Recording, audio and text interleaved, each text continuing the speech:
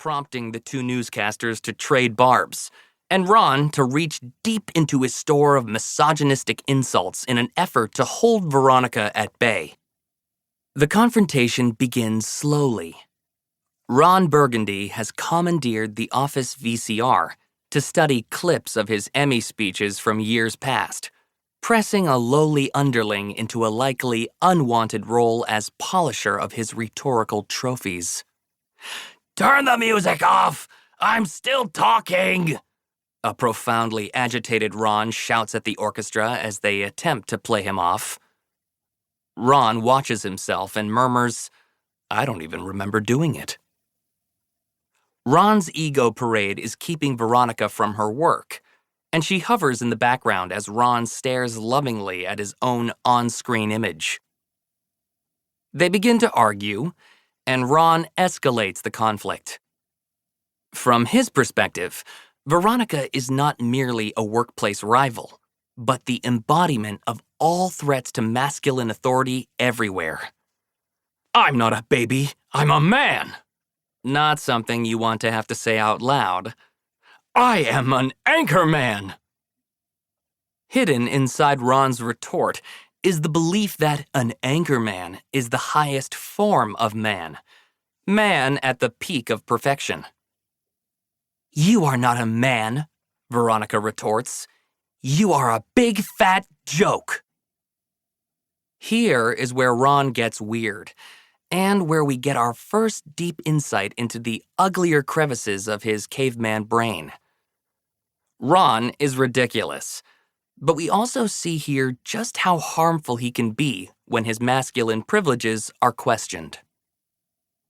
"I'm a man who discovered the wheel and built the Eiffel Tower out of metal and brawn," he brags. "That's what kind of man I am."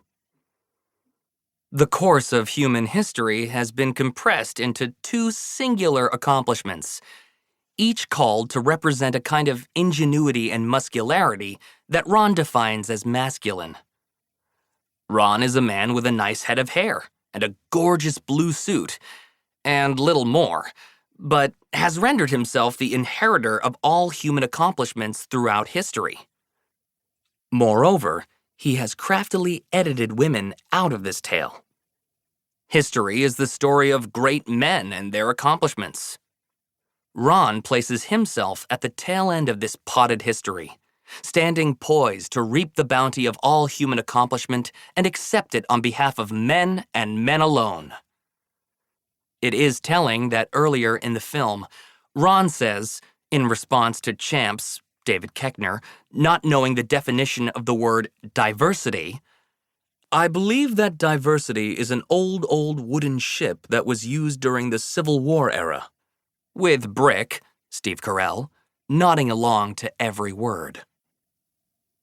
Ron's heated claims are silently undermined by the presence of a poster of what looks like Veronica herself, blurred but clearly visible over his left shoulder. The image gives the scene the feeling that Ron is arguing not only with the real Veronica, but with an apparition or an invisible presence as well. Veronica has rattled him, and his men's rights temper tantrum is perhaps the result of her having taken up residence, rent-free, inside his mind. By now, Ferrell has dropped his right eyebrow. Ron Burgundy is about to lower the boom. "You're just a woman with a small brain, with a brain a third the size of us. It's science." Ron jerks up the side of his mouth at us, with a what-can-you-do shrug to accompany it.